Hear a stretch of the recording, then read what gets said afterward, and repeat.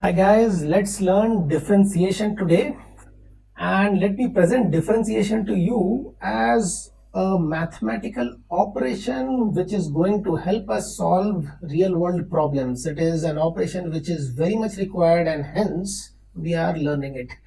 Like we have learned addition, subtraction, multiplication, division being, in ancient times, if somebody is able to divide, he would be called a genius. It is an algo of subtractions have to be done to achieve that. Like we have learned this, and obviously we are using it in our daily lives. Suppose I say 4 into 20, we know how to multiply these numbers, and it gives me a number 80. Now, what does this 4 mean? What does this 20 mean? Maybe in a real life situation, this was 4 apples. 20 is the cost of each apple, and hence 80 is the cost of all of them. So it helped me get the total cost in less time, rather than adding it 4 times. Or maybe it is 4 chairs in 20 rows, and there's a total number of chairs. So who cares? This is, we are learning, we are doing multiplication, and we are applying it in our real life problems. But when we started to require precise answer for some real situations, let me say your dad is driving a car. Now what do you expect? Do you think his velocity, or say speed, is increasing like this with time and then becomes a constant speed? He is cruising on the road, and then when he has to stop, it stops like this. The velocity comes to zero like this, where your vertical axis is your velocity and the horizontal axis is your time. You can challenge your dad, and nobody can drive like this. What would be actually happening in the real world would be something like this. You are accelerating, and you achieved a somewhat constant velocity. You're trying to maintain that constant velocity, and then you brake and you decelerate and you stop. So you're going to get a curve like that, and not those straight lines. So if I'm having those straight lines, and if I ask you what is the total distance traveled, or what has been the acceleration, I think you have done in class 9. You'll get the distance by getting the area under the curve. You'll get the acceleration by getting the slope of this, and the slope of this, thankfully for us, same all the time. But unfortunately, this is a situation tailor made for you to solve the question in class 9, class 10. In real life, this won't be the case. The slope will be varying like that. So the slope is varying. What does it tell you? The acceleration is varying. So actually the acceleration is varying, the slope is varying. The acceleration was somewhat what is indicated by this slope, and later the acceleration became less and even lesser. So maybe decelerating, maybe accelerating a bit, maybe not accelerating or decelerating. That is how it is going. Your speed is, or your velocity is not constant actually in real life. So if I want to get the area under the curve, which is going to represent the total displacement, then again it is not going to be an easy job. So the power of calculus helps us to get that slope precisely, to get that area precisely, and getting those slopes and areas is what is your differentiation or your integration. So believe me, for any real life problem, you'll be actually required to do this higher math of differentiating, of integrating. So let's learn it, so that we are solving a problem of, say, an apple falling from a certain height with the correct precision, and taking the consideration of air resistance and everything, and not making it a tailor-made problem as if gravity was constant and there was no air resistance. So we can't make a real life problem suit us. A real life problem will be a real life problem, and it requires a precise solution. Let me present another situation to you. It's totally hypothetical, and try to engage you a bit over here. Suppose this is a round pool, and there is a dog. The dog is over here. The dog wants to reach here, diametrically opposite side, and the dog can swim. the speed of swimming is, velocity swimming is say 3 meters per second, and the dog can run at a velocity of, the running speed is say 6 meters per second. Now what will be his worst choice of going across? Like what is the worst timing he can do? Does he swim straight and reaches over here, or he runs all along and reaches over here? Now if we don't know higher math, what we'll be doing is we'll be just hunting for answers by taking random calculations. Like one of the ad hoc calculation would be, we'll take this distance, like twice the radius, divide with the speed of swimming and get some time, say time 1. We will think of taking the running path, and the running path will be what? Pi r is the distance, divided by the running speed, get time 2. And if we are not not too much indulging into it, we are just going to compare this and give a statement that okay, this time is more or that time is more. But do you think that only these two situations, like either running all along or swimming straight through, are the only situation? Maybe the dog can take this path, reach over here, and then swim straight. When he has to swim, he swims straight. He swims straight. Okay, it is not like he's swimming all around. So the thing is, this is another part. So we may do a calculation for the time of this. That would be some running distance. Say r pi by 2 is the arc length divided by the velocity of running is the running time, plus the swimming time is your r root 2, that is that length. So this is r, that's r root 2 divided by your swimming time, which is Vs, and maybe we'll get time 3 and we may compare. But if I choose this one, then this is the best timing, or that is the best timing, or this is the best timing, that would be a wrong approach. Maybe, or in fact I was asking for the worst timing, so maybe provided the dog swims straight, maybe he reaches somewhere over here, and then, so what do you propose? Are we going to like make a table for each and every point, and then we are going to compare all the t's? That will be too tedious, right? That will be too difficult. But we have the power of calculus, or the power of differentiation, to get that answer. Without doing that hard work. By the way,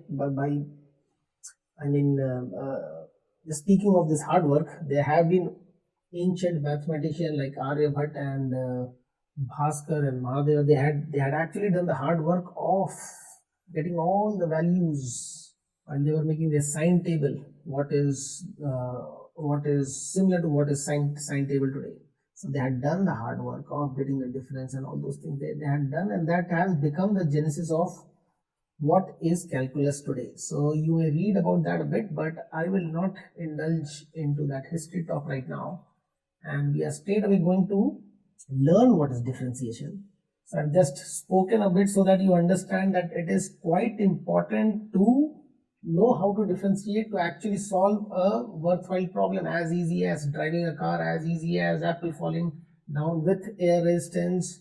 Any real life problem will actually require calculus. And like multiplication was a series of addition, like division was a certain algo of subtraction, your calculus is also based on the previous math. So we are going to do that math today to understand what is differentiation.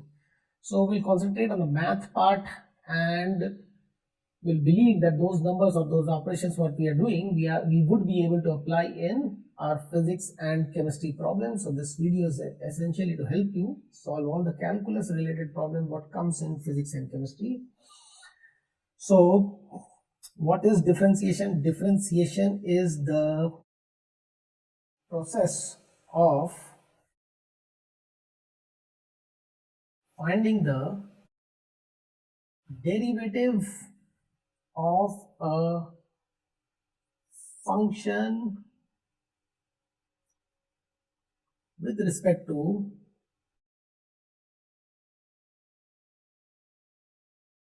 the input variable. Whoa. So what is all this? What is the process of finding derivative? What is derivative now?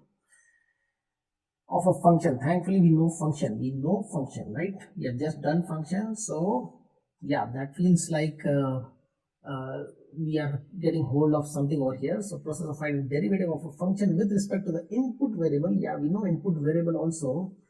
So let me write what we know at least. So say y is a certain function of x. So your x is your input variable, right?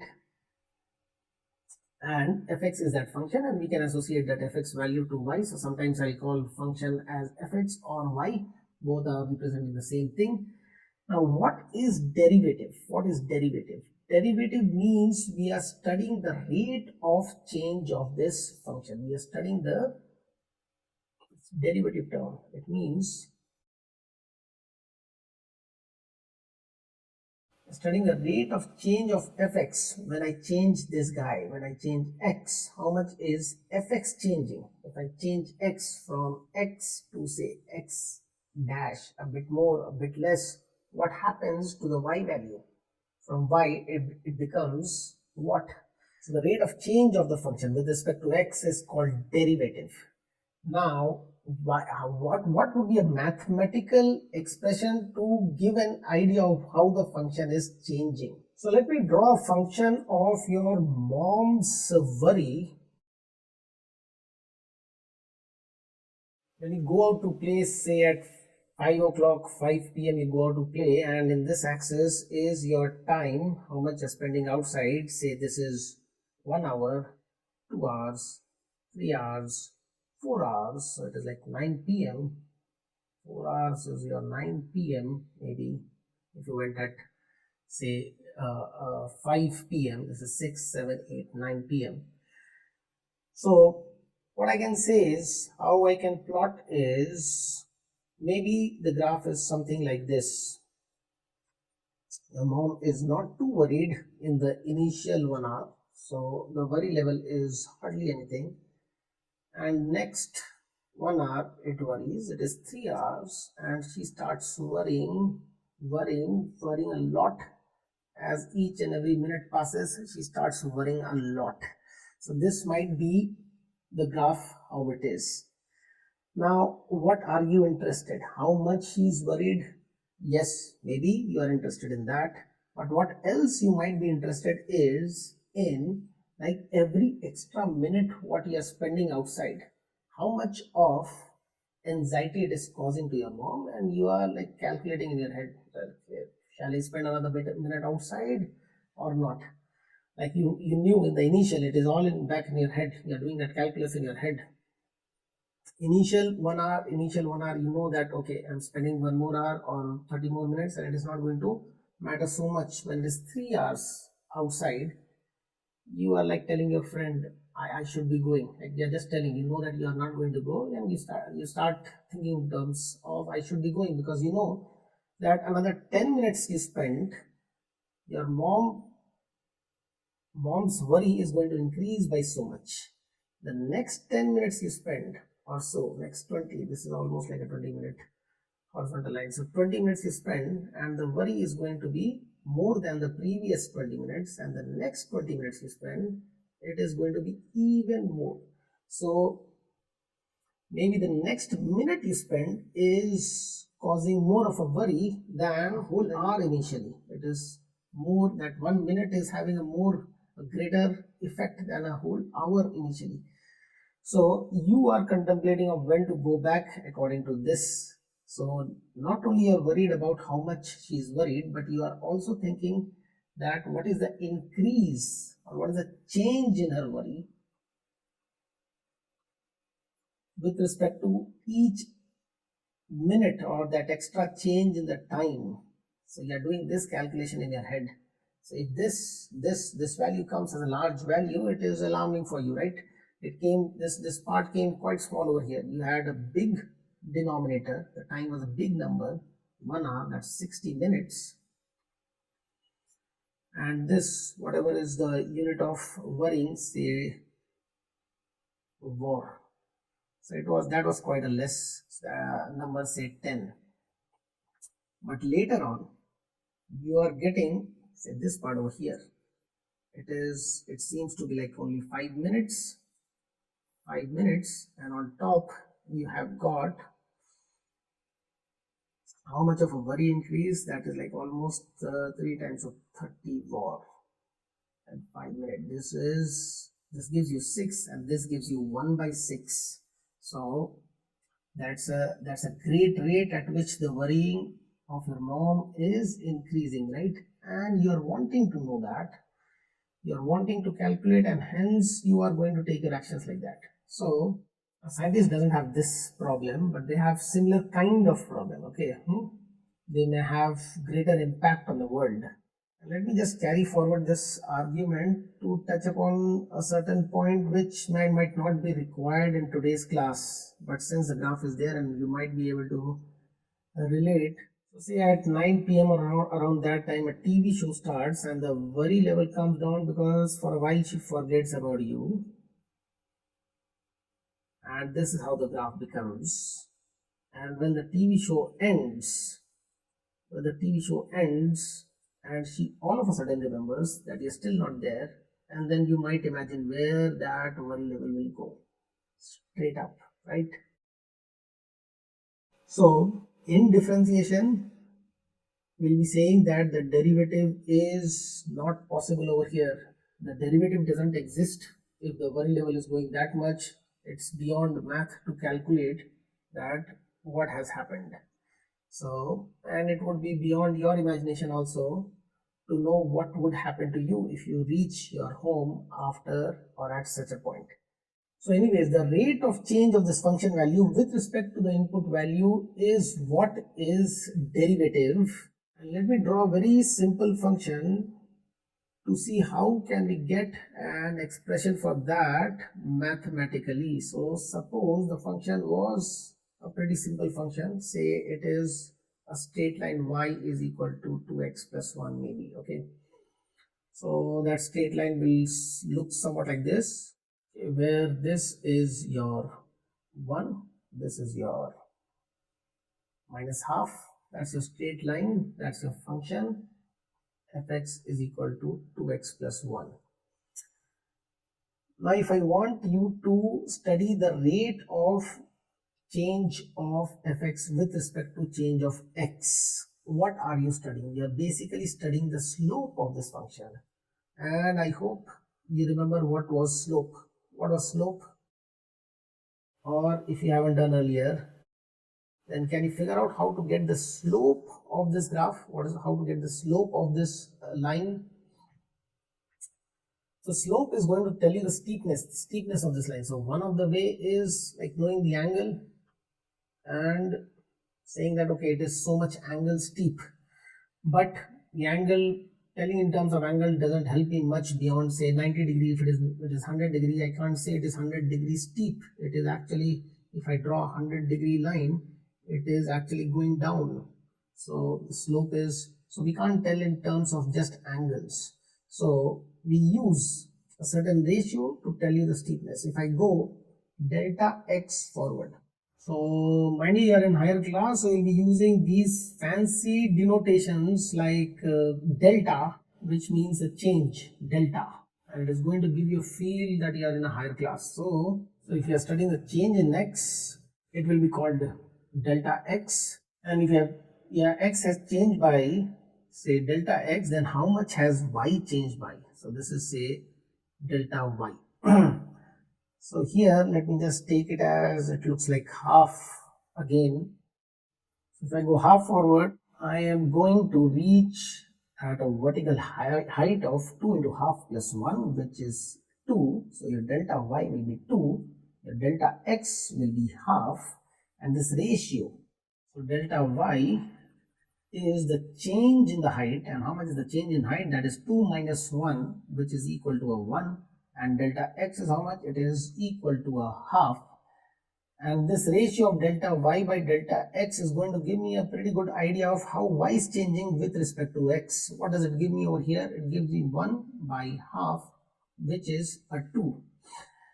Now I know that it is also the slope of the graph. The slope of this curve is not changing whether I am here or there. So I could have been more adventurous and gone, instead of half forward, I could have gone a full 1 forward. reaching x equal to 1. And what would my y value be? I put that 1 in this and I get my y value as a 3. Now what is my delta y now? What is this blue wala delta y? That's a 3 minus 1. That is what this is, 3 minus 1. And what's your delta x now? It's a 1 minus 0, right? That's a 1 minus 0. So how much is that? That's a 2 by 1. Again, the same number, 2. So that's my slope. I know the slope is not changing. I know the rate of increase of y is not changing. Y is increasing by the same rate. I take a big span of delta x or I take a small span of delta x and do the ratio. It's going to be same. It's going to be same and it is going to be equal to tan of this angle, right? Tan of this angle, tan theta, right? Tan theta is what? Tan theta is nothing but that delta y, what we are talking about, divided by delta x, right? So whether I take a small triangle, say this triangle over here, or I take a big triangle, my tan theta value is not going to change. So theta was not a good indication of the slope. Tan theta is a good indication of the slope. Higher the theta value, more will be the tan theta, steeper will be the slope. It is going to give me an idea of steepness. So understanding the derivative or getting the differentiation is going to give me how steep a curve is. If the curve was flat, I'll say the differentiation is 0. I'll say the derivative of that function is 0. If the curve was going down, I'll say that the slope is negative or the rate of change is negative. You have the input variable has progressed forward, but the output variable has gone down from this value to this value. So the output has gone down. So that would be a negative value, right? So tan theta, tan of the angle, you have done trigonometry, I guess, and you know that tan of this negative angle is going to give you, this angle is below the x-axis, so it is negative, so it is going to give you a negative slope, or you could have studied the angle like this, so much positive angle, but tan of that angle, tan of this angle is going to give you a negative answer. So what I'm seeing over here is the rate of change of y is same as the slope of the curve, and the slope of the curve is quite easy to get. That is your delta y by delta x. That is how high the y rises with respect to x. I've got a photo over here just to show you quite a steep slope. That's Matterhorn in Switzerland, and one of the most difficult peaks to climb. But then the height is not much. The height is around, I guess, around this much. The height is, it is half the height of Mount Everest, but quite difficult to climb. And then we have Hemkund Sahib. The height is slightly more than that, and people can easily walk to it because the slope is not drastic. The slope is not that steep. The slope is easy, so you can trek. Why? Because it is a vast range and you can create path which is having a low slope. So the height is not the question over here. Per unit forward, how much high the hill is rising is the question over here. So if that is not much, you can do it.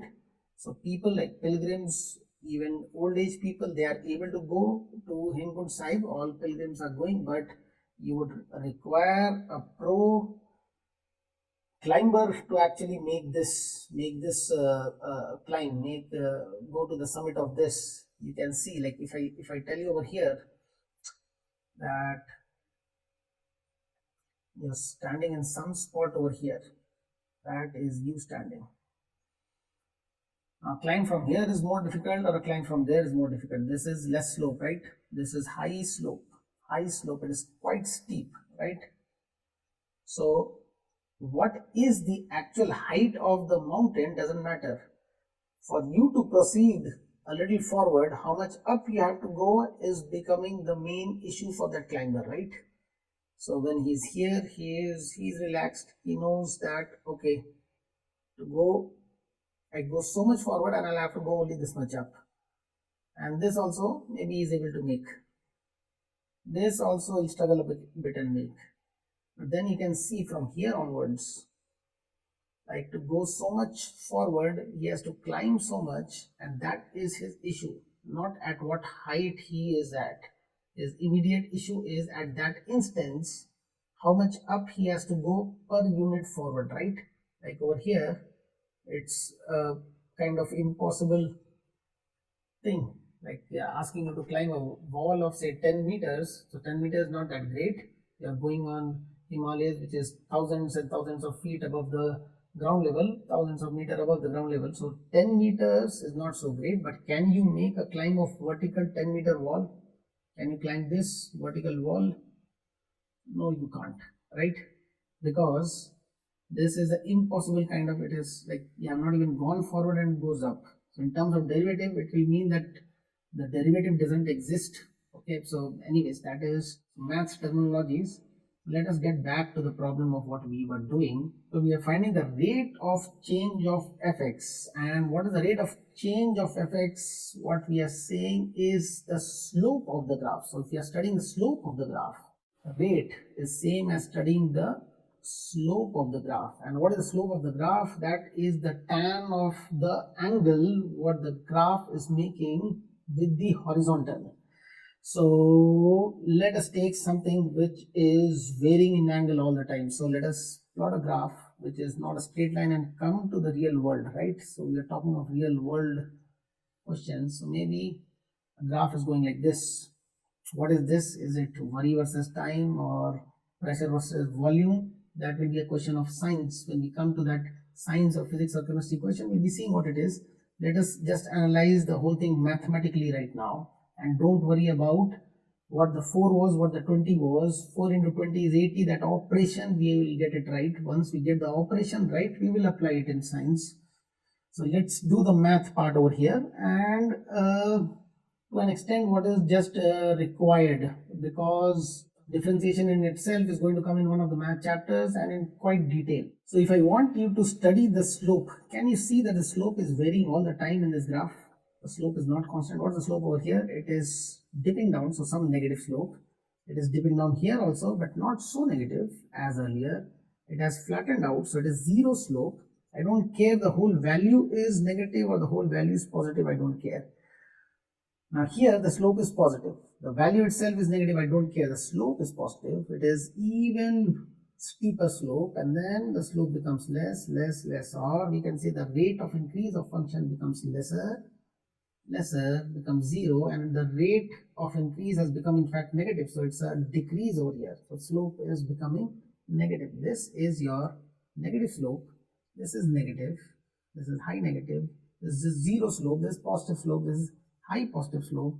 Again positive, then lower positive, even lower positive, zero slope, and then you come to a negative slope. I hope you are getting an idea how the slope varies. If I want you to get the slope, say at this instance, what is the slope? How would you say? Let me just draw 3 different lines, and you will say that this slope over here at this point is same as the slope of this line, or would you say it is this line, or would you say it is that line? If you have to choose between the three, which of the 3 lines, green, yellow and pink, which is nearer to the slope of that orange curve at that point?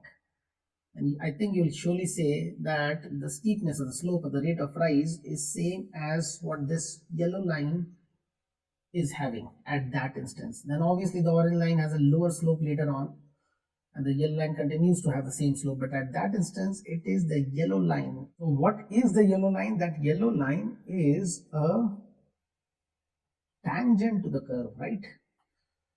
and those green and pink lines were not tangent. So if I study the slope of this tangent, like somehow I get that angle with the horizontal, then tan theta is going to help me out, because tan theta is nothing but in a right angle triangle, it is this height divided by that base, right?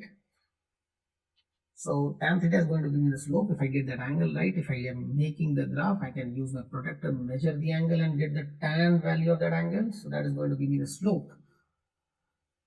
But suppose I know the function, itself, and I want to do some math to get the slope. What do you think I'll have to do? I'll have to go for the delta y by delta x, right? I have to go a bit forward. By just being at that point, I can't know how much it is sloping. I have to move from the point. I have to go somewhere. Maybe after the point the graph had gone down. Without testing the curvature, I can't comment on the slopes. I have to go a bit forward. Suppose I go this much forward, and that's my delta x. And what I see that the graph has reached over here. So that's your delta x, and this tiny thing is your delta y. And I do this ratio of delta y by delta x. Am I going to get the right slope? Am I going to get the right slope? Will it be the slope of that yellow line? No, it won't be, right? It will be the slope of, let me draw the line. Let me draw it in red because I'm going to get it wrong. That will be the slope of this line, right? And this red line slope is surely not that yellow line slope, right? So I've got it wrong, right? So how to do it? To get the rate, I have to go forward. So if I go this much forward, I'm getting the secant over here. This line is called a secant, not the tangent. The tangent should be just kissing the line, just touching the line. So if I propose that I don't go so much forward, because going so much forward is making an error, and I go a bit less forward. Let me clear the board a bit. So I'm not going to go so much forward. Let me just zoom in and explain, or in fact propose that to get a slope nearer to the yellow line, what I do is I will have my delta x so much less.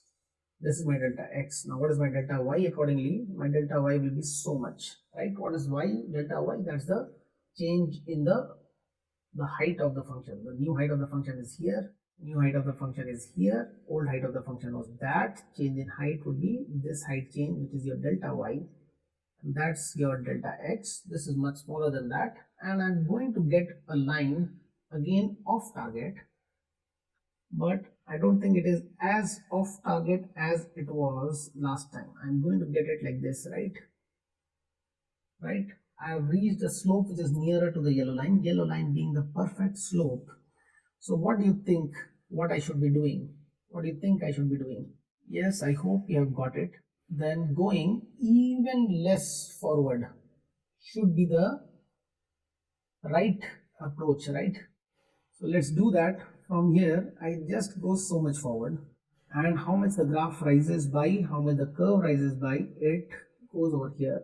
This is my delta x, and this is my delta y, and my rate of change is my delta y by delta x, or that angle, tan of that angle over here is your delta y by delta x. That's also equal to tan theta is your delta y by delta x. So is this slope the slope of the yellow line? It pretty much looks like the slope of the yellow line, right? If I draw, then it is almost the same slope, right? So what are we deriving at? What are we getting to?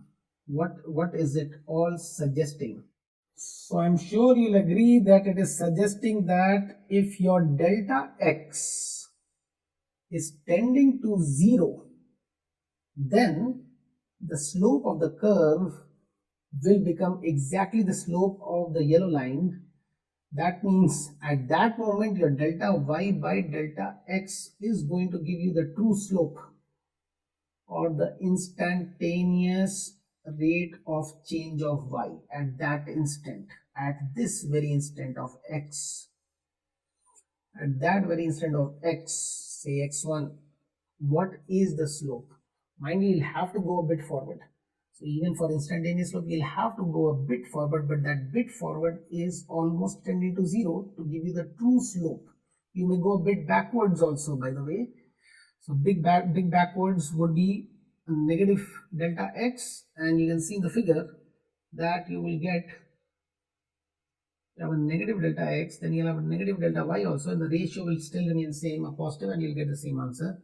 In fact, to check whether a derivative truly is present over there or not, that means that slope is truly present over there or not, we in fact go forward and check, we go backward and check.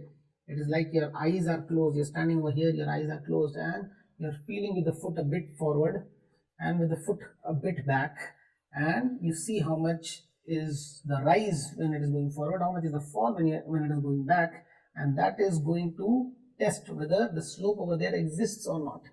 One side is a pit, then it doesn't exist. The other side is a pit, it doesn't exist, or a steep fall, it doesn't exist. So those are cases what is going to come in math. Thankfully, in physics, it is a real life problems are going to come, so nothing changes as abruptly as even a sharp corner. So a sharp corner in math, I can draw this graph. In physics, it will be in a real life problem, it will be very difficult to have a corner like this. So I'm not too much worried about right now explaining where the slope will not exist. So that would be in a math class later on. So I hope you are understanding that why we test upon the two words function and limits.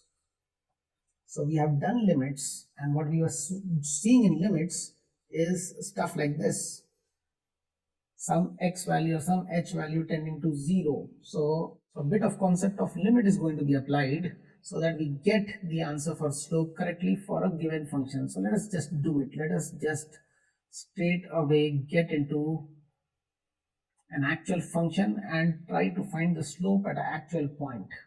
Yeah, so what's the story so far? Your derivative, which is the rate of change of function fx, derivative of fx, is nothing but a ratio of how much has the function risen and fallen by if you have gone delta x forward. And you are going to get the exact slope at a certain instance, the exact slope, the exact rate if your delta x is tending to 0. So you are doing a limits over here. So limit delta x tending to 0 is going to give you the derivative. Now when delta x tends to 0, we give it a name in calculus. We call it as dx. So this delta x tends to 0 is called as dx. And the subsequent change in y is assumed to be very, very small because the input variable change is very small. So the change in y is going to tend to 0 and it will be called as dy.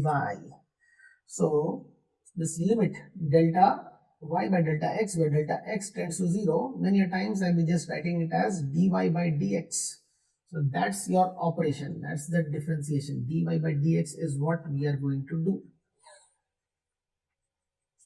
Mind you, we are not controlling the y. Whatever is the function, however it is rising or falling, we are studying the value of the function at a particular x, then say x1, then we are studying after a certain change, say x2, and I am calling this x2 minus x1, I am giving it a name as delta x, and then the values y1 and at x2 the value y2, what we get, which will be how much, by the way, which will be f of x1. I'll put in the x1 value in the function will process it and give out an output, that is the y2. I'll put in x2 and I'll get another y2, and this height change is your delta y. So delta y is not a proposed number from my side. This one is a proposed number, and the proposal to get an accurate slope is a very, very small number. Not a 0.01, not a 0.001, not a point thousands of zeros and one, billions and zeros and one, but smaller than whatever you can imagine. And if you're going to use a supercomputer, then the smallest what the computer can handle. What human can imagine is smaller than what computer can handle, by the way. But that is again a talk for some other day. Let's just find the derivative of a very simple function. We have already done a straight line. Let us not take a straight line, and I'll take a quadratic, one of the simplest quadratic equation. That is y is equal to x square. So when you plot it, it will be like this. When x is 1, y is going to be 1. When x is 2, then your y is going to be 4. And same is the case when x is a minus 2. Then again the y is 4, minus 2 square and minus 1 square. So the curve looks like this. Now if I ask you what is the slope, it is not a genuine question, it's not a right question at all, because the slope is changing. The slope over here is 0, the slope over here is some positive slope, and the slope is increasing, the steepness is increasing, right? And here this side the slope is negative, right? The slope is not same at all. So to make the question more valid, let me ask you, what is slope at x equal to 1? So what you have to compute is slope at x equal to 1, and I want you to do it with the concept what has been taught. And what is the concept? You'll go to that point when x is 1, go to that point.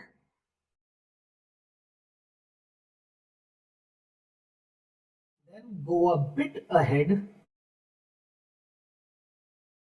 How much is that bit? The smaller you take, the better it is for you to get a more precise answer. I may propose to take it as say 0.001, or you can go even smaller. Then what comes next? Get the change in height, get the change in y value. So you have to get that delta y. And what will be the slope? Your slope will be that delta y by delta x. It will be exactly the slope if you would go a forward amount which is tending to 0. So just do it, take some numbers, and I want a real answer. I want a numerical answer. How much is the slope? The slope looks like what? It doesn't look like a 45 degree. A 45 degree, tan 45 is 1. So it looks like more than 1. I don't know how much it is. Please get it for me. So I hope you got some answer. So I've asked you to begin at x equal to 1, right? For x equal to 1, let me call it as x1. What was the height? y1, how much was the height? So I'll put in the function and see. So when I put x as 1, so 1 square, height is 1, right? And that's my height, right? Now I go a bit forward. How much is the proposed amount? And I reach x2, right? This is my x2, and my proposed x2 was 0.01 forward, right? 1.01 or 001, what was it? I think I proposed a 001, right? So I'll do that, 001. So what will I get my y2 as? So you'll have to do a x2 square now. So 1.001 square, you may use a plus b whole square formula and do it to check out a certain pattern which is happening. You'll have 1 square over here. You'll have a 2 times 0.001 times 1, and you'll have a 0.001 whole square. So what do you get? You'll get a 1.002 because of this 2, and then because of this more zeros and a 1, right? So this is what you are going to get. I hope everybody got that. So what's your delta x over here? What's my delta x? This guy is my delta x. How much is that? Delta x is this minus this, which is 0.001. You see that the change in y is very less, but the change in x is also very less. Okay, and I'll get a decent ratio. Okay, what is delta y? Delta y would be this minus this, your y2 minus y1. That's your delta y. Okay, I am making an exaggerated triangle over here because I can't depict such low values over there. So what do you get? You get this minus this will give you 0.002001. So what's my rough slope? Why am I calling rough slope? Because 0.001 is hardly tending to 0. I'll put a million zeros and it will still not justify tending to 0. So anyways, what is this? Delta y by delta x, my rough slope, that is going to be 0.002001 divided by 001, which is a 2.001, right? Now, had you taken a even smaller delta x, had you taken this x2 value as, or your delta x value as 0.000000010 zeros and a 1, how many did I put? 1, 2, 3, 4, 5, 6, 7 zeros and a 1. You'll still get a ratio of 2 point something, right? Why? Because you'll get your y2 as, when you do the square of 1.000 so much zeros and 1, you'll get your y2 as 1 point so many zeros and a 2, and then those many more zeros and a 1. And when you do the ratio this time of a delta y, which is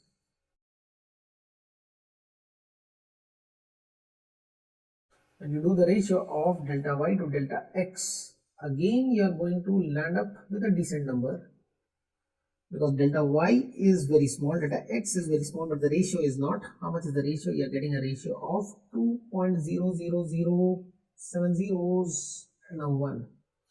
So what is it clearly showing? It is clearly showing that lesser is my delta x. My answer of delta y by delta x is tending towards what? It is tending towards, it is approaching 2, right? It is tending towards 2. So my limiting value, if I use the concept of limits, my limiting value must be 2, right? And in fact, if you have to truly check, then the true check is, by the way, the true check is, as I said, you feel the ground both ways, back also, forward also. So if I go back a bit, meaning to say x2 is say 0.99, suppose it is 0.99, right? Then what am I going to get my y2 as? Y2 will be 0.99 square, right? So can you do a quick calculation for that? Again, I would say make use of this as 1 minus 0.01,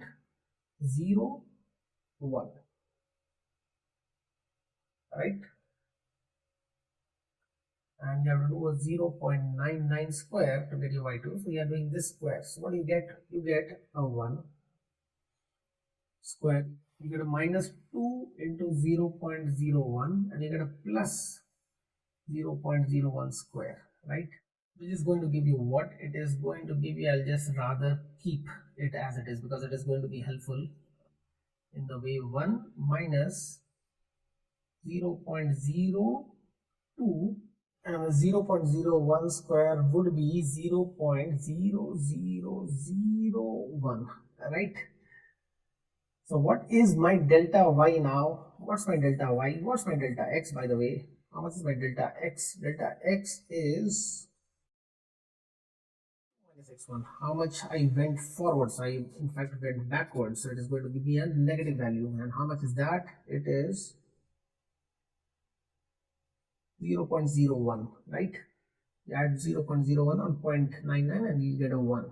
What is my delta y value? Delta y would be y2 minus y1. So I just kept that one so that I have an easy subtraction. I get a minus, so what remains is so much, right? Minus 0.02 and a plus 0.0001, right? And if I ask you what is my delta y by delta x, which is the rough slope. Why rough slope? Because it's a very gross delta x, very high value for a delta x to give me an exact slope. So my rough slope is this guy, delta y, this guy divided by that. So what do I get? The first part divided gives me, sorry, I just missed a minus over here, that's a minus over there. It gives me 2, it gives me a plus 2, by the way.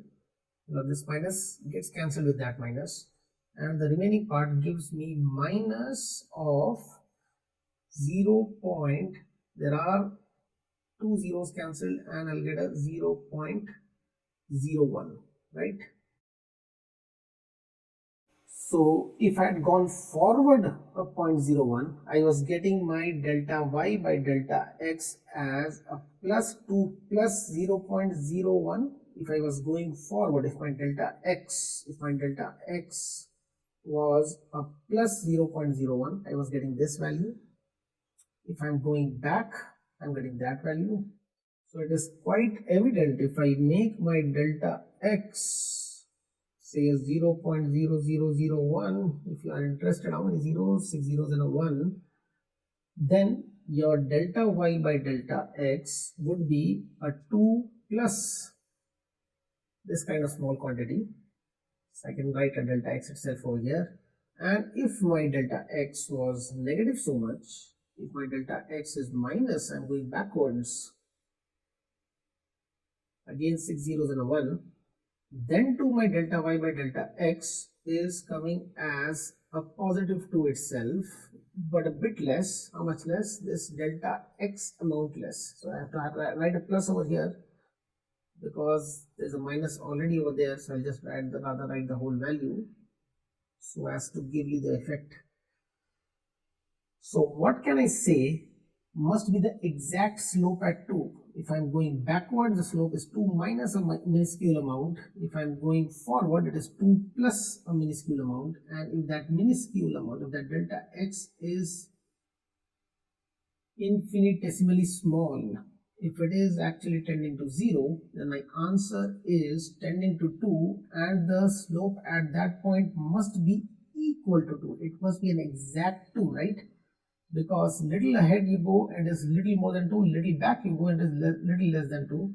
So an extrapolation is that it must be 2, right? So that's the concept of limit over here.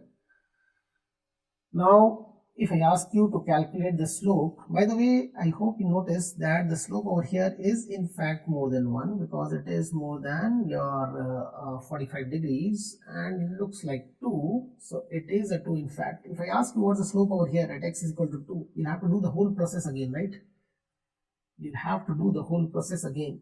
And what is that process? You'll have to take the x as 2 and then you have to go a bit ahead. So x dash as 2.0001, then you have to square both. You'll have to get the y value and you have to get the y dash value by squaring this. That will be 4, that will be 4 point something something something, okay, and then you'll have to get the ratio of delta y by delta x. So every time I ask you to calculate the slope at a certain point, you'll have to do the process, you'll have to do a certain process. So can we reduce our pain of doing the process all the time and formulate something? Yeah, we might. So if we have to formulate something, then why for this particular curve of y is equal to x square, why not for a general curve, say y is equal to fx and not particularly this? I'm just going to rub off this curve and draw any random general curve. Say that's your curve y is equal to fx, and I need to get the slope at a certain point x. I need to get the slope over here. So according to the principle or the way, the method we have talked, which is called the first principle of derivative, by first principles. So by first principle, what you have to do is you have to process this limit delta x tends to 0, where you have to see the change in y divided by the change in x. So change in x is your delta x. What is the change in y? Let me write in a blasted way. Instead of just writing y2 minus y1 or delta y, let me just write in terms of that function. So initial height, initial y, what was the initial y? Then you have x as the input. The initial y is fx. Whatever that number x is, say 3, then f of 3, right? And what you have to do next? What you have to do next? You have to go a bit forward, right? You have to go a bit forward. So I'll draw more than a bit over here so that it is visible properly. So you have to go over here. Mind you, it is just a bit. So just for convenience sake, I'm drawing over there. And how much forward it is? It is delta x forward. So you have reached a point of x plus delta x. So what do you think? What is the y value over there? What is the y value over there? The y value, corresponding y value will be f x plus delta x, right? Right, that is your corresponding y value, right? So what is the change in y value? This is the change in y value. So if I show it over here with the triangle as we have been doing till now, so this guy is your delta y. That's the change in y value. So in terms of fx, and not just in terms as delta y, in terms of fx as a function, what is in the numerator? What is your delta y? Your delta y is f of x plus delta x minus f of x. Is fx is the lower height, x plus delta x in this particular question is the greater height, because we are going to get a positive slope. If the slope was negative, then if x plus delta x, f of x plus delta x would have been the lower height, divided by this guy, divided by how much you went forward. You went delta x forward, and delta x is a limit tending to 0. So this is where the limit concept comes in. It kicks in, right? We can't straight away substitute your delta x as 0 in this case, because if we do so, what is going to come? What is this going to come? It is going to come as f of x plus 0 minus fx divided by 0, which is what? Limit, which is fx minus fx. Fx minus fx is 0 by 0. That means it's a problem at hand, right? A 0 by 0, which is not an exact 0. We know that this is not an exact 0. Why? Because this guy was not an exact 0. So this subtraction is not an exact 0. It's a tending to 0 and a tending to 0. So it's a limit question, right? So we have to evaluate the limits, right? So doing it for the function, for the previous function, applying this limit, I hope you can do it. So let me just clear this page and ask you to do it. Ask you to do it for y is equal to x square. I don't want to go point by point. I don't want to find that x is equal to 1 separately or 2 separately. For any given x, what would be, the question is, what would be dy by dx at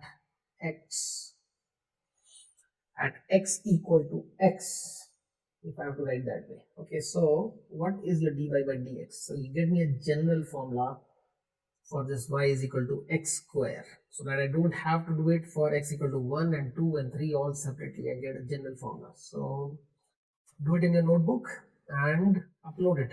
Okay, upload it for me to check. So it has to be uploaded at this instance, and after that only you can proceed. So I'm not even looking at the graph. Let me just proceed with how it has to be done. Y dy by dx would be limit. I'm just processing the first principle. I'm just doing it by first principle. So what is the first principle? It is f of x plus delta x minus fx divided by delta x, and you know why, right? You know why we are writing this. Okay, so how much will this give? Limit delta x tends to 0, unless until I have done away with the limit, done away with the problem of 0 by 0, I'll have to carry on the limit format. So what is the function? This time the function is given as y is equal to x square. So how much will be f of x plus delta x? X plus delta x whole square, right? Minus fx will be x square, right? Divided by delta x. Can we do a quick substitution of this delta x as 0 and get done with the limit? No, we can't. Why we can't do that? Because if I do that again, I'll end up with a 0 by 0 form. So I have to cancel the factor which is making either the denominator or the numerator 0. So I'll have to further proceed with the question, right? I have to work it out. So if I open it up, what do I get? I get a x square, I get a 2x and delta x, I get a delta x square, and I get a minus x. I have a minus x square in fact, divided by delta x. So what was making the numerator almost becoming 0? It was the fact that this square and that square will be almost matching, but they are not exactly matching. This guy is now out of the bracket, and you will subtract it off with this, and what remains? So the big guys, the big numbers got subtracted off. Bottom is as such small. Delta x tends to 0. Your big numbers got subtracted off, and what you have is 2x delta x plus delta x square divided by delta x. We have delta x common on top and bottom. We have something to cancel. We know this is not a 0. This is something which is near to 0. So we are allowed to cancel. We are allowed because it is not 0. And if it is not 0, it is allowed to cancel. So what do we get? We get limit delta x tends to 0, 2x plus delta x, right? Can you see the power of math? Can you see the power of algebra? Can you look at this and somewhat analyze what we were doing earlier? Can you recollect that we were getting similar stuff when we were doing for x equal to 1? When we did for x equal to 1, we were getting our answer as 2, and there was an extra load of your delta x, how much ever you were taking.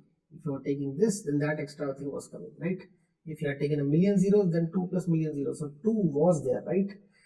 So that was for x equal to 1, and I hope you did it for x equal to 2 also, and you got a slope of 4. But here we got a general formula.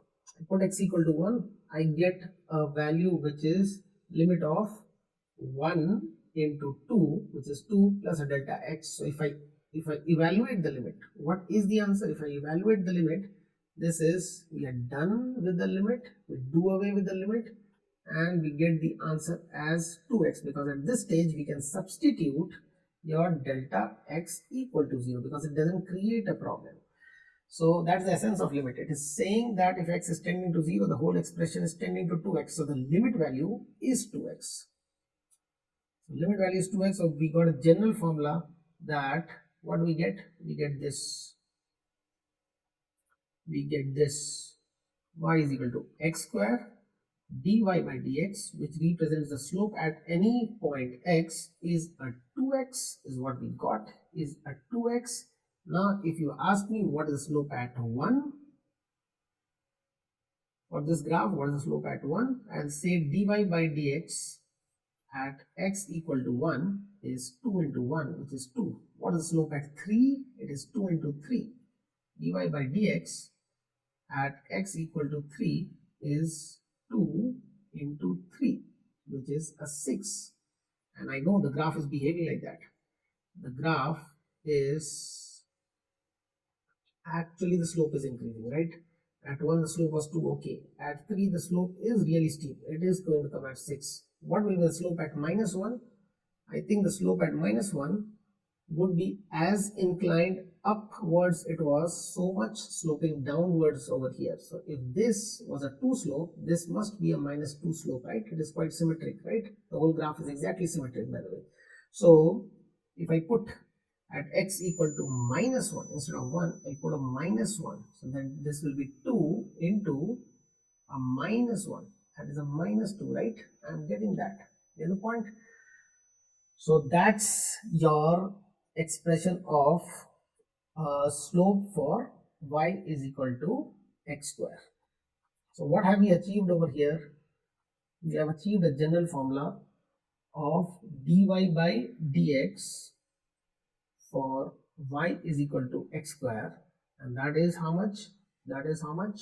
It is 2x. It is quite handy. Instead of somebody just giving you 10 different values of x and asking you to compute all the time, and you're putting in those numbers again and again, it is handy to do this way, right? So instead of creating a general formula for x square, can we create a general formula for y is equal to x power n? Yes, surely we can. Okay, so before you do that, I would ask you to do this first by first principles. Okay, so just clear your page. Question is, and that's the question everybody has to do. Y is equal to, say, x square minus 2x. Yeah, what is the slope of this for any given value of x? So find the slope, or find, the question is, find dy by dx at x. Okay, so instead of a known value, I'm just giving you a random value x. After you have found that by first principles, after you have found that, what you need to do is you need to find the slope at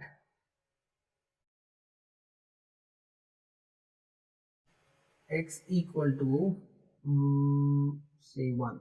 Yeah, so let's do it. Okay, dy by dx for any value of x, it would be limit. Blindly I'll use the first principles, right? What is that? The f of x plus delta x, where this guy is your fx, right, minus fx divided by delta x. What would that be? Limit x tend to 0. F of x was x square minus 2x. F of x plus delta x, I hope you have become punter in this. X plus delta x, instead of x you write x plus delta x whole square minus 2 times, instead of x again you write x plus delta x. So that's your this thing, the first one, f of x plus delta x minus fx. What is fx? Your x square minus 2x is your fx, right? Whole thing divided by delta x. So I know that at this stage, if I substitute delta x is equal to 0, you'll get a 0 by 0, no use. You'll have to evaluate, you'll have to do the hard work of cancelling the stuff which is creating that problem. So let's do that. If you open this, you'll get an x square from here or not. That x square gets cancelled with this x square, so I'm not even writing this. And this plus 2x, this minus 2x and a minus of that cancels out with this 2x over here. So the big guys cancel out. Okay, you have the big guys were x square and 2x, so both of them cancel out and the smaller ones remain. So what remains? What are the small guys out of this bracket? It is a 2x delta x. In fact, in physics, if you have done the concept of errors, you are doing similar stuff, like what error to keep and what becomes a even higher degree or smaller degree error. So you get a delta x square. Delta x square eventually becomes very less compared to this value. Okay, that comes out of this bracket. Your x square has got cancelled with this. From this bracket, what will come? This is cancelled out. So you have a minus 2 delta x, only this part. Okay, so the small ones remain. You have a delta x on top, so everything, all those delta x is making it 0 or tending to 0, divided by a delta x. So now your delta x can be thankfully cancelled and you will relax a bit. You'll get a 2x from here, you'll get a minus 2 from there, and you'll get a plus delta x. So now can you substitute delta x is equal to 0? Yes, you can, because it is not creating a 0 by 0 kind of problem. So this is equal to your 2x minus 2. So that's your answer. That's your answer for the first part. What is the answer for the second part? The answer for the second part is, what was the second part? At x equal to 1. So at x equal to 1, dy by dx will be equal to 2 into 1 minus 2, which is a 0. So we have not even drawn the graph, we are not even seeing the graph, and yet we are getting answers. Let me just try to see whether my answers are right or rightish or not. Can I analyze a bit and check? So say this is my axis. How will this graph look like? One of the root is 0, right? What is the other one? What is the other one? So x into x minus 2. So the other is 2. So it is a quadratic graph. We have been doing a lot of quadratic graph in class 10. So this graph looks like this. Okay. Cutting at 0 and cutting at 2. So what did I ask? It looks like at 1. In fact, it is a symmetric graph. So let me just, instead of saying that it looks like, let me be more sure of it that at 1 it is going to be at the lowest point, the dipping point, and the slope at this is surely 0. It's 0 slope. You go beyond 1, you get a positive slope wherever, 1.5 or wherever. You go less than 1, like a negative number, or plus 0.5, x is plus 0.5, you get a negative slope. Is that happening? Check out, is that happening? If you put a x more than 1, say 1.5, it's a positive slope for sure, right? You get a 3 minus 2. And if you put a 0.5 over here, you'll get a 1 minus 2, which is a minus 1. So it is symmetric also.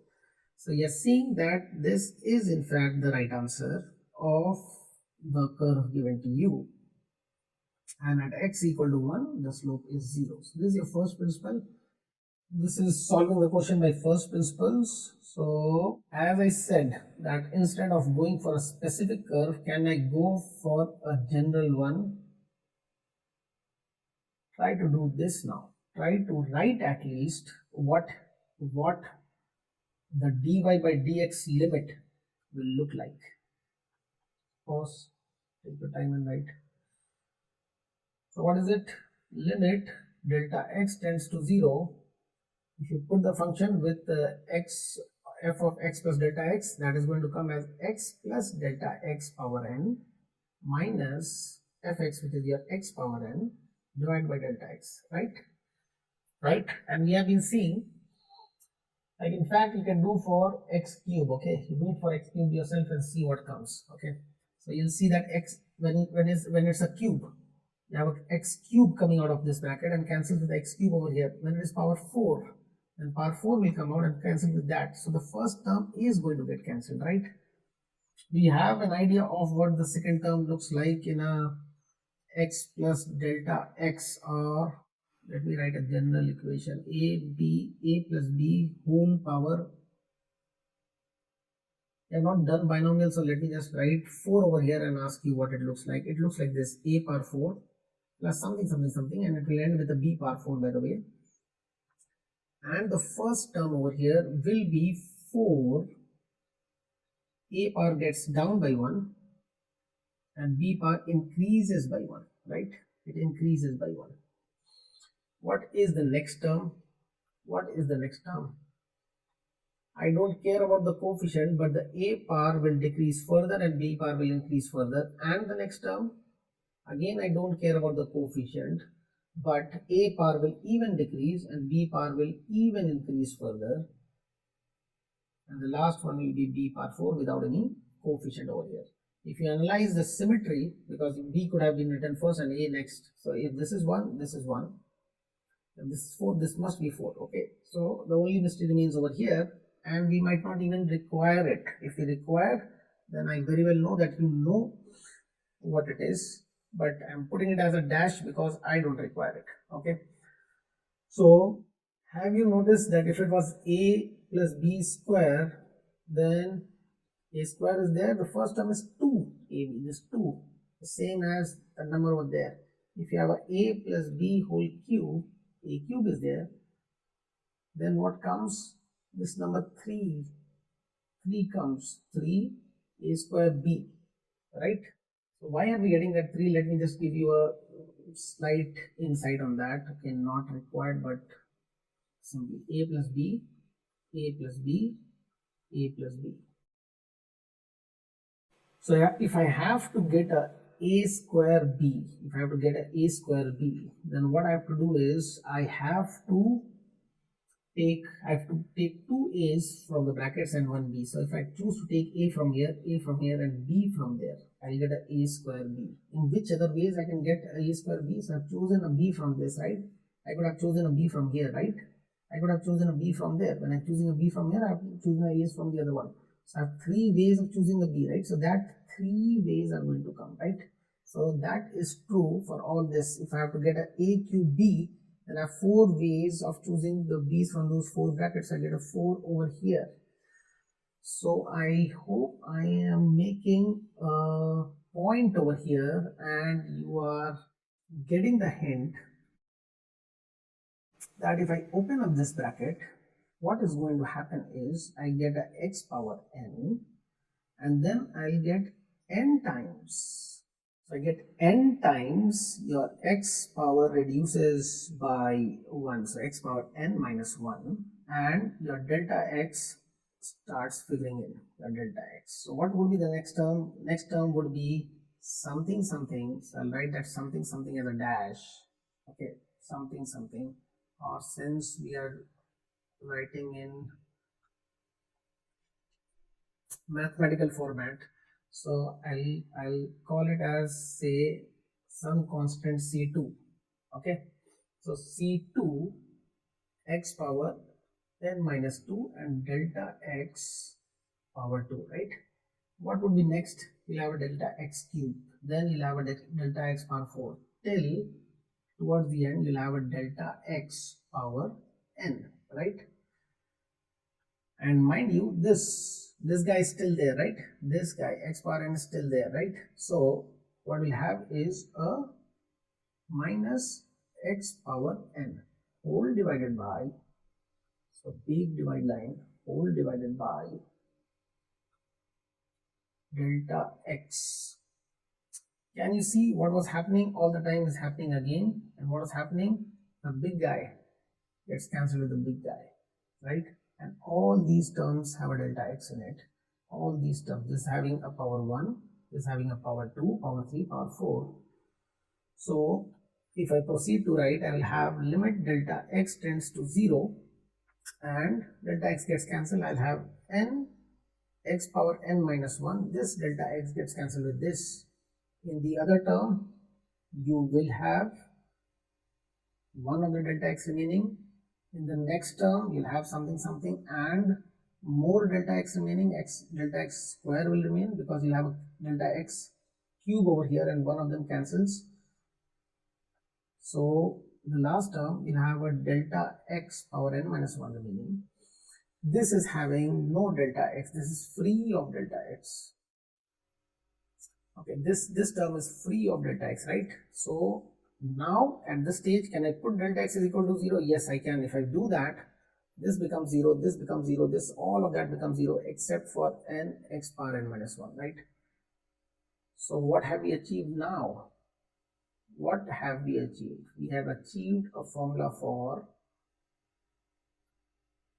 x power n, right? We have achieved that formula.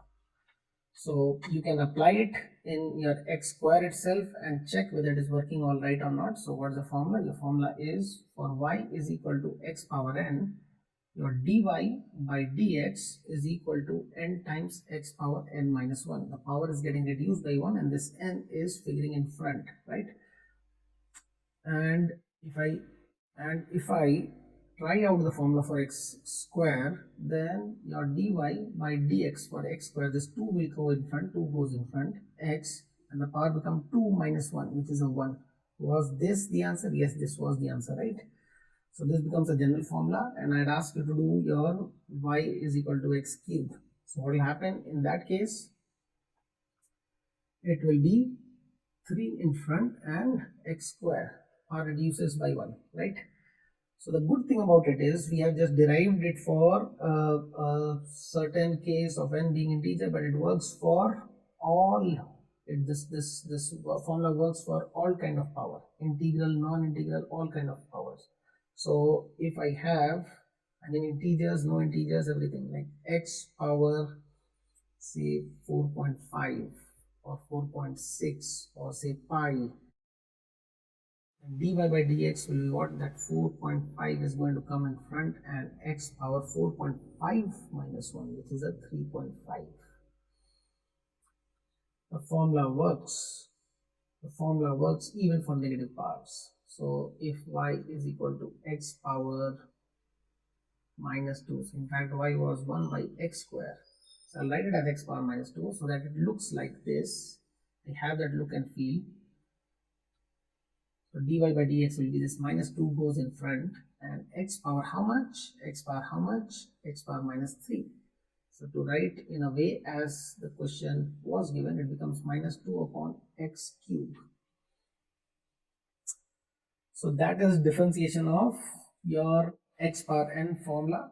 We have to derive for a bunch of functions, formula you have to derive for a bunch of functions so that we can do differentiation of various things which are going to come in physics. But the derivation part is your math job. We are not going to do. You will be doing in math class with your math teacher. So in fact, we'll just take some formulas as to be remembered, and you can derive if you have, if you want to play around with it, you can derive yourself. So if y is equal to sine x, then dy by dx is equal to cos x. Okay, that's quite an interesting formula. If you make the slope of, if you study the slope of sine x, it gives you a curvature which is similar to, which is same as sine x, by the way, but shifted. That is an amazing fact. Okay, again, I'm not going to go into it because we are not doing math. So y is equal to cos x. So the slope of sin x came as cos x, and cos x is nothing but a shifted sin x. So the slope of cos x must come same as the slope of shifted cos x, which is sin x. Okay, so depending on which side it is shifting and what is happening, it actually comes as minus sin x. Okay, and then I think we might be requiring y is equal to natural log of x, and dy by dx for this would be 1 by x. So if you have these three, if you know these three formulae, I think that is good enough for physics and chemistry. In chemistry, a lot of formula with log is going to come, and in physics it will be mostly those polynomials and this sine and cos. So I'll just to complete the table, let me write the first formula what we derived, which is y is equal to x power n. Then your dy by dx is equal to n times x power n minus 1. So these are the four formulae using which we are going to solve the physics and chemistry questions. So we have to master it. We have to master the differentiation. Some simple facts about differentiation. If I say y is equal to a certain function of x plus another function of x plus yet another function of x, and I ask you what is dy by dx, it would be you differentiate this and you differentiate the next one. And since it is so cumbersome writing d of fx by dx, a shorthand of this is f dash x. F dash x means differentiation of x. So this is not true when they were multiplied. So we'll have a subsequent video when we'll be showing that when it is multiplied, then what is happening. But for addition, you can do it, and you can cross check whether this is working all right with your first principles. Like in first principle, this is the total function, right? So I can call this function as, since I've used the letter f over here, so I can call this function as hx. So the first principle tells me, what does first principle tell me? It tells me that your differentiation, your dy by dx is going to be limit delta x tends to 0 h of x plus delta x minus hx divided by delta x. So what will be h of x plus delta x? It will be f of x plus delta x plus g of x plus delta x, that is your h of delta x plus delta x, and then minus hx. Minus hx will be what? Minus fx and minus gx, right? Whole divided by delta x. So you can easily see that this part is the first principle of f dash x, and this part is the first principle for g dash x, and they are added, right? So in addition it happens, and subtraction will happen, but not for multiplication. If you do this, that's wrong. That's totally wrong. Not for division. If you do that, that's also totally wrong. So only for addition. So another important rule of differentiation, you can see, one addition you have seen, the other one is, suppose you have a function which is, say, a constant time 3 times fx or k times fx, and you have to differentiate it, right? So I'm talking about differentiation of k times fx with respect to x. So in this, what happens is this constant k can be taken outside. So this k can be taken outside and the differentiation becomes d of fx by dx. So in fact, your dy by dx will be what? K is outside and you have to differentiate this, only this part. So in product rule, when I said that two functions are there, where both are not constant, you can't simply do a k times differentiation of that. You can't. But if k is a constant, only if it is a constant, then this will just remain outside and you'll have f dash x. I hope it is clear. And again, you can verify it by first principles. When you do that, f of x plus delta x, then if this is your function, then the k will figure over there, minus k of fx. We'll call the whole function as gx or hx or something and write. So your k will figure here, k will figure here. So k you can take common.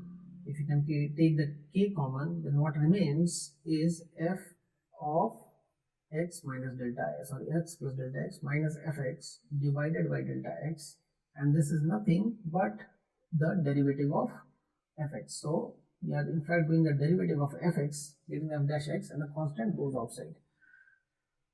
So just to clear this concept, do this question over here. Y is equal to 4 sine x plus 3x square, suppose. Okay, so what is your dy by dx? So take your time, get it. So how do I look at it? It is an addition. So it is d of 4 of sine x divided by dx, or with respect to dx, plus d of 3x square differentiated with respect to x. So 4 being a constant, 4 goes outside, and here 3 being a constant, 3 goes outside. Now this is within the scope of the formula what we had written earlier. So this answer will be 4, and d of sine x is cos x. Derivative of sine x is cos x, right? And derivative of x square is 2 goes in front, multiplies with the 3, becomes a 6, and the power goes down by 1, and x power 1. So this is your answer, right? I hope you got that answer. So as constants can go outside, then obviously if required I can put in the constant also, if anywhere. So be on the lookout, later on we'll be doing that. Can you tell me what is the differentiation of y is equal to x cube plus x square minus x plus 3? This would be interesting. What you do about it? Let's see. Yeah, so I hope you have done it. Dy by dx would be d of x cube by dx, each part separately, right? D of x square, since it is an addition, minus dx by dx, and plus d of 3 by dx. Okay, these are the functions. Okay, if you can imagine the function, well and good, but you can just do the math without the imagination kicking in. If it kicks in, that's amazing. Okay, so what will be this? It will be 3x square. What is this? It will be 2x. What will be this? Either you can go for the formula or just look what it is. Dx by dx, it has to be 1, right? Dx by dx is 1, and I had a minus over here, so minus 1. If you have to look at the formula, then what it is x power 1, d of x power 1 by dx. The formula still works, so 1 will come in front, x, the 1 comes in front, and the power becomes 1 less 1 minus 1. So 1 minus 1, that is 1 times x power 0. X power 0 is 1, and hence you get 1. That's your 1, right? Right? So that's about this one. What about this one? What do you get? What have you written? Yes, it will be 0. Those who got it, well, very well done. So many ways of telling why it will be 0, but I would rather tell you to get the function in your head, right? What was this function? This is y is equal to 3, right? Y equal to 3, what does it mean? It means it's a flat line like this. At 3 it's a flat line, only this part, right? So if it is a flat line, flat means what? Slope 0. So what the slope? Slope is 0. So that has to give a slope 0. Now what about the formula? What about the formula? So the formula is about x power n. Okay, so we'll have to somehow introduce x power n over here. So we can write d of 3 as d of 3 into x power 0, right? X power 0, right? And what do we have as a rule? If this is a constant 3, it can go outside, right? Again, you can check it out, or you have already checked it out by first principle. So the 3 goes outside, so it is x power 0 by dx. Now if I apply the formula, just for the sake of it, I mean, this is rubbish work. Why? Because it's a constant function and constant has 0 slope. Anyways, 0 goes in front, 3 is already there, so I'll write that 3, 0 goes in front, 0 goes in front, and the power of x goes down by 1. So this is the answer, and if it is a multiplication by 1, then it becomes 0, so you don't have to do so much, but still, just to show you that the formula is still working. So guys, whatever we have done today, it may look a bit overwhelming because a lot of information, but mind you, it is going to become a run of the mill kind of thing. I mean, every other question will require this, and you'll be in so much of habit of doing your differentiation that it is not going to be a big problem. It is just that it is new, so it might be becoming a little problematic. Just put on this photo to give you a sense that you have, in fact, if you have gone through the video, you are progressing to climb this rather a difficult mountain to climb, and the whole of calculus, if you have done properly, you are on the summit of this peak. So we have started our journey, and hopefully we'll scale this Matterhorn. So best wishes with it.